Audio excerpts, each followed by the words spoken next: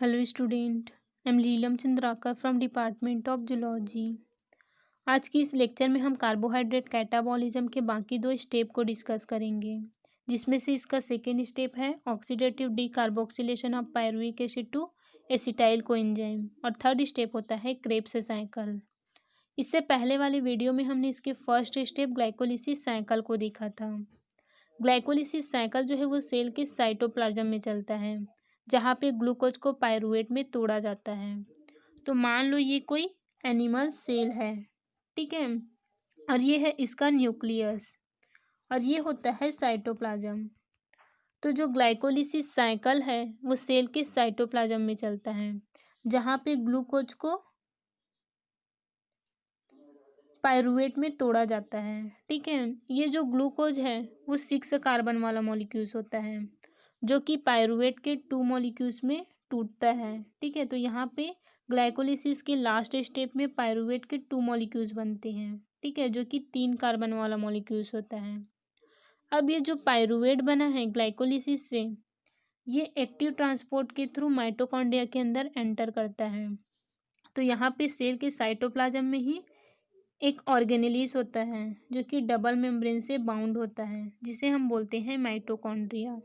तो ग्लाइकोलिसिस की प्रोसेस के थ्रू जो पायरुवेट बना है, ये पायरुवेट जो है वो एक्टिव ट्रांसपोर्ट के थ्रू इस माइटोकॉन्ड्रिया के अंदर एंटर करता है और ये माइटोकॉन्ड्रिया के अंदर क्रेब्स साइकिल चलता है, ठीक है।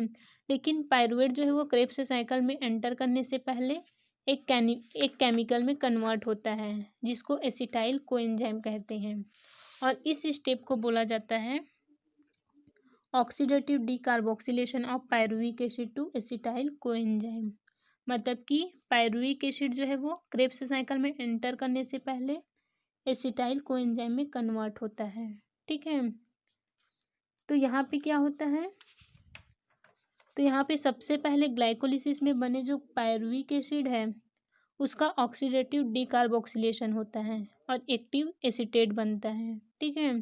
ये प्रोसेस जो है वो पायरुविक डिहाइड्रोजिनेज एंजाइम्स और अनेक कोएंजाइम जैसे कि NAD+ कोएंजाइम और थायमिन पायरोफॉस्फेट मतलब कि TPP की प्रेजेंस में होता है।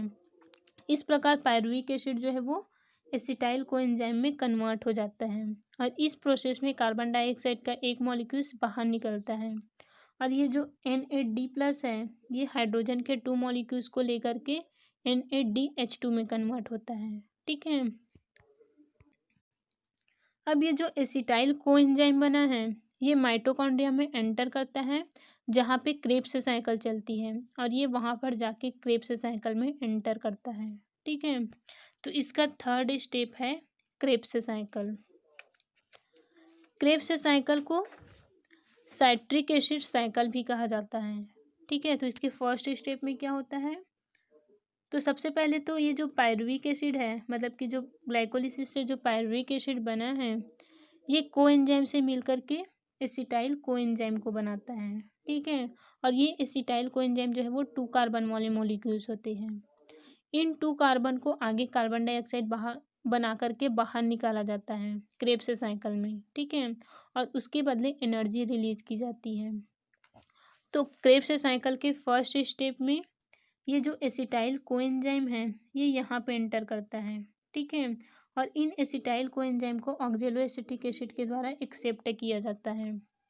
अब ऑक्जेलो एसिटिक एसिड और एसिटाइल कोएंजाइम जो है वो आपस में मिल करके एक 6 कार्बन वाला सिट्रिक एसिड बनाता है, ठीक है, और यहाँ पे कोएंजाइम जो है वो बाहर रिलीज हो जाता है और ये प्रोसेस साइट्रिक सिंथेटेज एंजाइम्स की प्रेजेंस में होता है।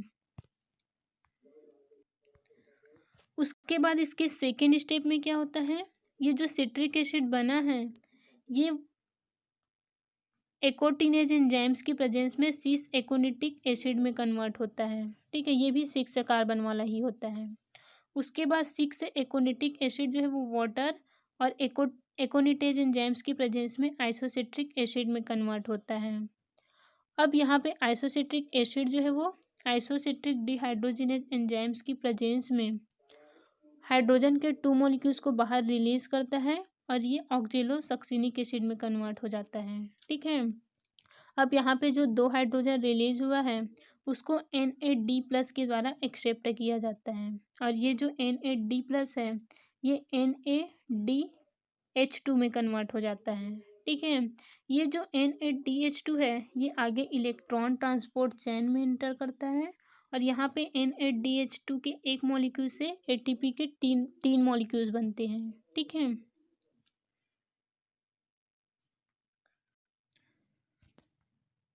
अब ये जो ऑक्जेलोएसिटिक एसिड है ये ऑक्जेलोसक्सिनिक एसिड है, ये ऑक्जेलोसक्सिनिक डीकार्बोक्सिलेज एंजाइम्स की प्रेजेंस में कार्बन डाइऑक्साइड के एक मॉलिक्यूल्स को बाहर करके अल्फा कीटोग्लूटेरिक एसिड में कन्वर्ट हो जाता है।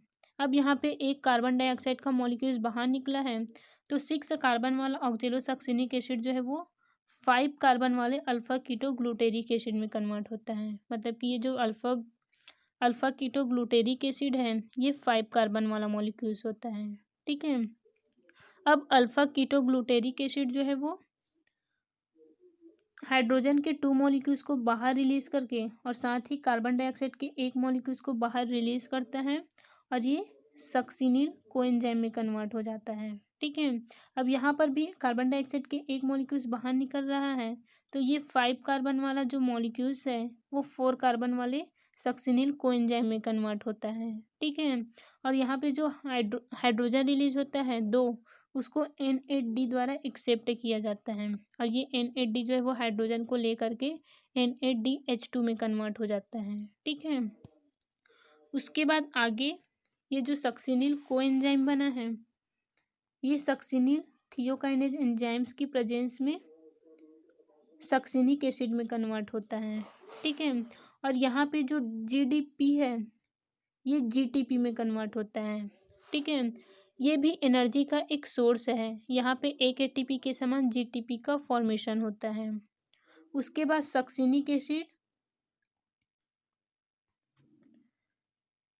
सक्सिनिक डिहाइड्रोजिनेज एंजाइम्स की प्रेजेंस में फ्यूमेरिक एसिड में कन्वर्ट होता है। यहाँ पे भी हाइड्रोजन जो है वो 2 हाइड्रोजन मॉलिक्यूल्स बाहर रिलीज होते हैं जिसको NAD के बजाय FAD के द्वारा एक्सेप्ट किया जाता है। ठीक है, और ये जो FAD है ये हाइड्रोजन के 2 मॉलिक्यूल्स को लेकर के FADH2 में कन्वर्ट होता है। ठीक है, ये जो FADH2 है ये बिल्कुल NADH2 की तरह ही होता है। ये भी इलेक्ट्रॉन ट्रांसपोर्ट चैन में एंटर करता है, लेकिन जैसे NADH2 3 ATP देते हैं ये यहाँ पे सिर्फ 2 ATP देता है। ठीक है,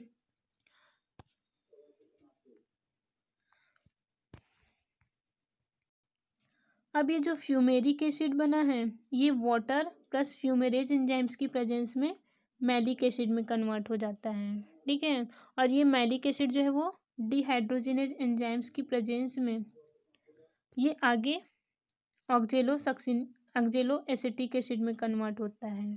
ठीक है, यहाँ पर भी 2 हाइड्रोजन जो है वो रिलीज होते हैं जिसको NAD द्वारा एक्सेप्ट किया जाता है, और ये NADPH2 में कन्वर्ट हो जाता है। ठीक है, तो पूरे साइकिल में हमें 3 NADH2 निकलता है और एक FADH2 निकलता है जो कि आगे इलेक्ट्रॉन ट्रांसपोर्ट चैन में जाकर के ATP के मॉलिक्यूल्स को रिलीज करता है। एक NADH2 से ATP के 3 मॉलिक्यूल्स बनते हैं और FADH2 से ATP के 2 मॉलिक्यूल्स बनते हैं। ठीक है, और साथ ही एक सबस्ट्रेट लेवल वाला ATP निकलता है जिसको हम GTP बोलते हैं। ठीक है,